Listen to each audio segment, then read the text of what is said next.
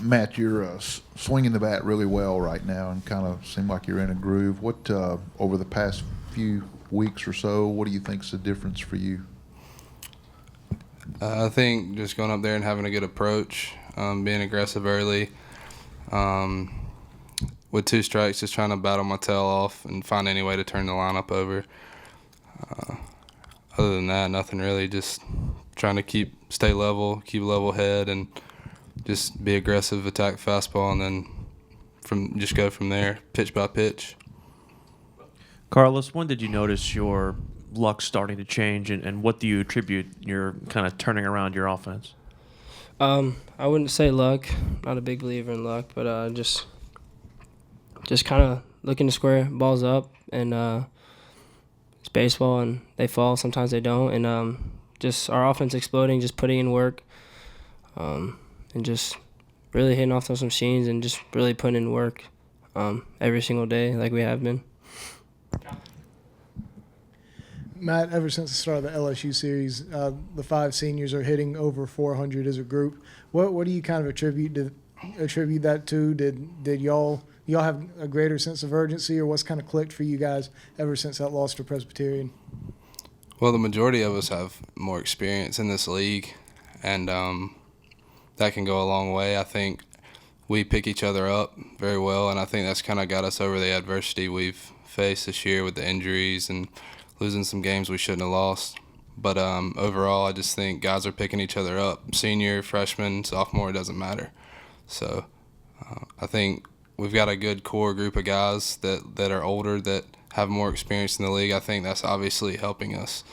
But I think the younger guys feed off of that too. So I think it just helps us out overall.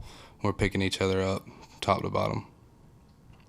Matt, I think you said after that Kentucky series loss that you guys were really, really needing TJ and Noah and Madison to come back into things. Just what's it been like with them in the lineup, and do you feel like this is the kind of offense you guys expected at the beginning of the year?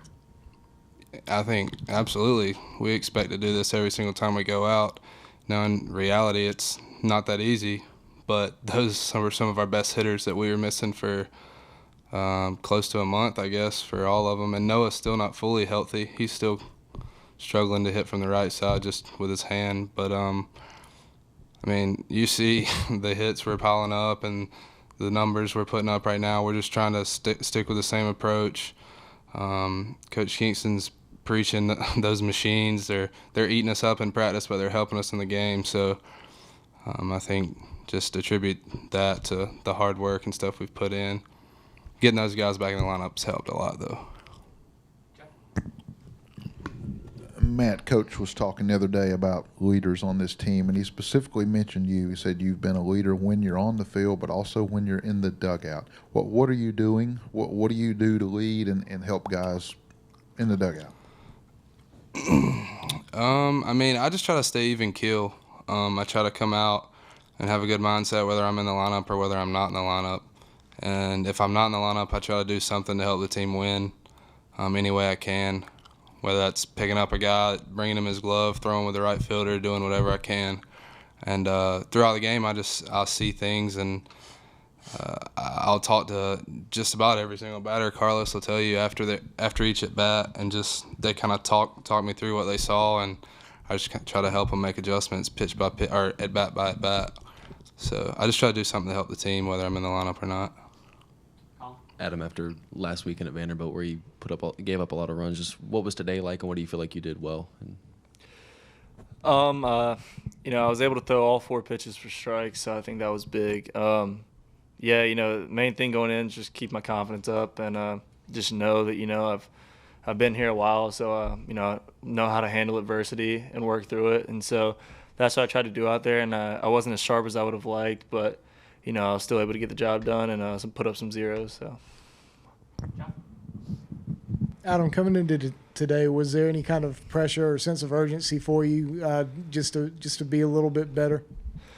No, I mean, this is we've got a good thing going now. We're playing really well, so I'm just trying to help the team any way I can. There's no pressure for me. I just, I know no matter what happens out there, my team's gonna pick me up. But yeah, I mean, obviously I want to go out there and compete and try to put up zeros for my team. Get that offense back in there because, you know, as you know, it's pretty ridiculous right now. So. Carlos, tell us about that play in left field where it seemed like you kind of faked the guy or deked him a little bit and then threw him out going back to first base. Where did that come from, and what were you thinking? Just how'd that all play out? It seemed like a perfect situation. 3-2 count, runner was moving, and Justin had actually, I didn't know, but he actually deked him as well, and so he slid into the bag thinking it was a ground ball, and I was just holding my hands up, acting like I didn't know where it was, and he was completely lost, and then I caught it and just threw it to first, and I really saw Torrey Hunter do it one time, and I was like, I really want to try that one time, and I finally got my chance to do it. I believe it's Mustache May, if I'm mistaken. Yeah. Is there a vote for best mustache on the team, or who has the worst? Cody Morris. Yeah, it's pretty. I don't know. You decide. Could go both ways. Yeah, Matt and Carlos, if y'all could judge the defensive plays by Adam and Eddie, who had the better of the two? Adam fired me up. Yeah, I think I That gotta was go with kind of Adam. crazy. Yeah, that was unbelievable. But Eddie's play was. Yeah, Eddie's always athletic off the mound. We Yeah. expect him to make those plays. I didn't say that. No, that was unbelievable. Yeah, for sure. Adam, just follow up on that. I mean, you just reacted? What happened? I mean, I saw it going up the middle, and I just kind of, you know, I thought either I'm going to catch it or it's going to get through, and, you know, LT will field it. So, you know, I just kind of stuck my glove back there. It went in there, and it looked kind of cool. So.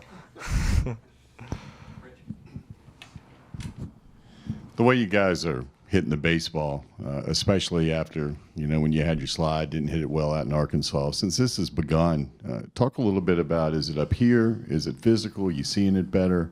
And I'm sure it's a little bit of all of that, but what's the deal with you guys consistently over a stretch now, hitting the baseball the way you are, as good as anybody in the country right now statistically? You can go if you want. I think just seeing consistent velocity on those machines helps, but I really think that everyone being healthy is a big key because, I mean, everyone is a big part of this team, starters, non-starters, but the starters especially, and everybody being healthy is really, really key, and we're really good. The ball looking pretty big. Yeah, you could say that, I guess. Top to bottom in the lineup, I feel like everyone's got a good approach, got similar approaches, and that comes from Coach Kingston. He preaches the same approach to us, being aggressive, like I said, and fighting like crazy with 2 strikes. And when you can do that 1 through 9 and turn it over to those guys at the top of the order, that helps a lot. So I think we've been figuring out ways to do that, and we've been figuring out ways to get hits with 2 outs, 2 strikes, just battling our tails off up there. So that's helped a lot too.